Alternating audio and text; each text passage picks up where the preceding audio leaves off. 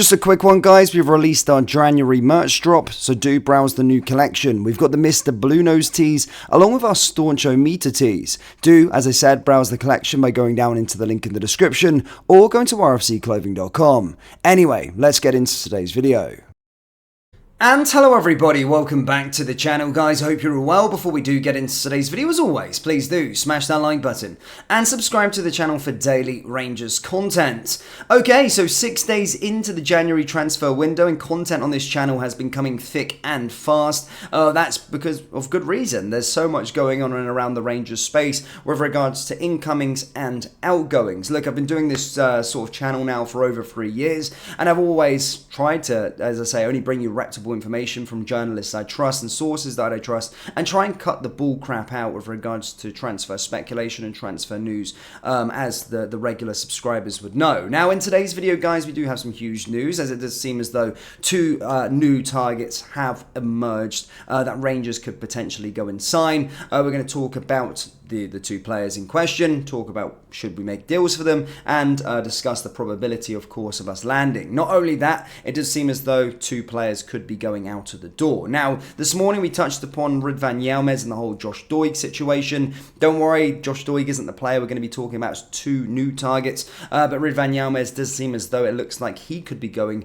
and leaving Rangers in January or potentially in the summer, as there's some interest in the player coming from Verona. And as I stated, with regards to the Josh Doig situation, that one could happen in January, but there's still a lot more moving parts to try and sort out before anything actually materializes at this moment in time. Nothing's closed yet.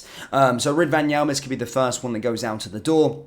The second man that could be going out of the door on a loan is Sam Lammers. Apparently, he's been told by Ibrox Chiefs that, and the manager himself, that he is free to go and is surplus to requirements currently at this football club. I don't think this comes as a surprise at this moment in time. While Cyril Dessers has scored goals, and I don't really fancy Cyril Dessers, and I don't think he's the answer for us, I don't think Sam Lammers has really done anything good since wearing a Rangers jersey, which is unfortunate. I'm never ganging up on Rangers players or anyone who represents the jersey. I always want them to do well, but, you know, from the offset, it just didn't look like a transfer that would make serious sense, and I don't know why we ended up going for him, but it does look as though that Michael Beale could offer him a lifeline and take him on loan to the Championship at his new club, Sunderland. Whether that happens just now remains to be seen. However, there is said to be interest coming from the northeast side, so maybe one to watch there with regards to Sam Lammers. He's been told he's subject to requirements, and it does look like Ridvan Yilmaz is the subject of interest from a fair few clubs around Europe, but Hellas Verona look like the one that are eager to pounce and land his signature either in January or either in the summer. We'll have to wait and see. Now, with regards to the incomings, already, guys, I can already name a fair few players that we've been linked to so far in the early parts of this January transfer window.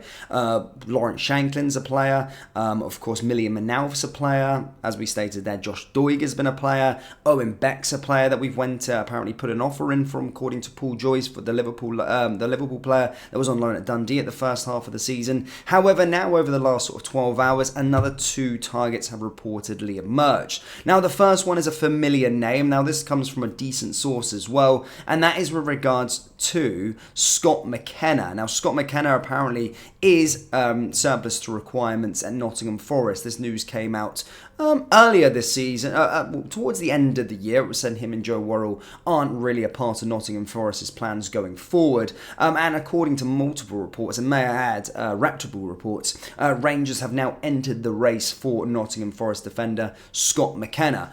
Celtic have also been credited with interest in the player also, so it could be a head-to-head battle with regards to his signature. Do I think Scott McKenna would do a good job? I think there's better out there, personally, but I do think he's an upgrade on Ben Davies, and I do think he's probably an upgrade on Leon Balogun. So I would be all for it, depending on the price. That is most certain. Maybe it will probably be a loan deal with an option to buy come the end of the contract. I do think that's what we're going to be doing this January, trying to be shrewd with our business, not spending too much money until the summer, and try and get these loan deals, and then with options to buy come the summer. I like that. It's try before you buy, and we don't end up with a team full of duds like we did this summer. With regards to Michael Beale's massive transfer and summer overhaul. So I would be up for Scott McKenna to see what he's like. I think he's proven in the Scottish Premiership. He's been doing well at Nottingham Forest, but they're looking to take new strides and go into different places. And you know what the money's like down there, the quality that these teams can attract. And as I said, that comes from a great source as well, that Rangers have entered the race for Nottingham Forest defender Scott McKenna. But the caveat to that is that Celtic are also interested in the player and are in the race for him also. So one to watch there, most certainly. But that's all I've really got for you in regards to that story just now, but I will keep you up to date with it as it sort of develops, or if it develops and grows arms and legs as we get later into the January transfer window. But it does fit that criteria. It does look like we are targeting a left back, we are targeting a centre back, we are targeting a winger, and potentially we are targeting a striker, just from the players that we have been currently linked to in the early part of the January transfer window. Now, secondly, guys, we've also been credited with interest in Emanuel Dennis. Now, again, this player, also plays for Nottingham Forest. I'm going to give you a caveat to this one. This one doesn't come from as a strong substance in terms of a source, as does like the Scott McKenna one. The Scott McKenna one comes from a very, very good source. However, what I would say, guys, is that with regards to Emanuel Dennis, it doesn't come from the best of sources. If I had to rank it in a Trafford like formation, kind of an orange. Fairly good, fairly decent. There was a lot of media talking about this one, but we'd bring this one to the table anyway. He's currently on loan at Istanbul Basaksehir. Sorry for pronunciation on that one. But he did join Nottingham Forest for £20 million from Watford back in 2022. He's still, as I said, 26, coming into his peak. And do I think we should be going in for a player like this? Probably not. Maybe I'm ignorant. I don't know too much about him. But looking at his goal stats as a forward, I'm seeing he's been out in Turkey this year, played 8 games, 0 goals. His time at Nottingham Forest is 19 games, 2 goals.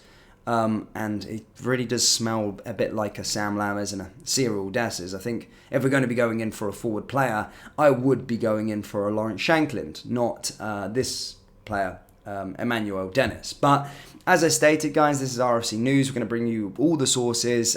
Do I think, what's my verdict on both of these? Scott McKenna, I would take. It comes from a reputable source, and I do believe that we are trying to pursue him. Emanuel Dennis, it doesn't come from the greatest of sources. However, the Daily Record and all these other Scottish media sources are peddling the story.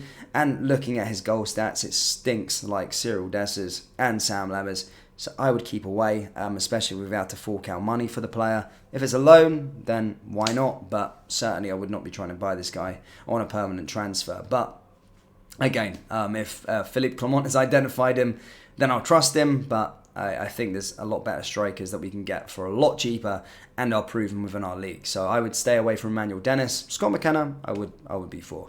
But Rangers fans, what do you make of these sort of links here in the early part of the January transfer window? As I said in today's video, Scott McKenna and Emanuel Dennis. Would you take them? Yes or no? And how many players do we actually need to sign this January transfer window? Again, let me know down there in the comment section below. That brings us to the end of today's video. As always, please do smash that like button and subscribe to the channel for daily Rangers content. Remember, we have released our Rangers t-shirts. They're available on our website, so do browse the collection by going down into the link in the description or go to rfcclothing.com. Thank you, and I'll see you all next time. Take care. Peace.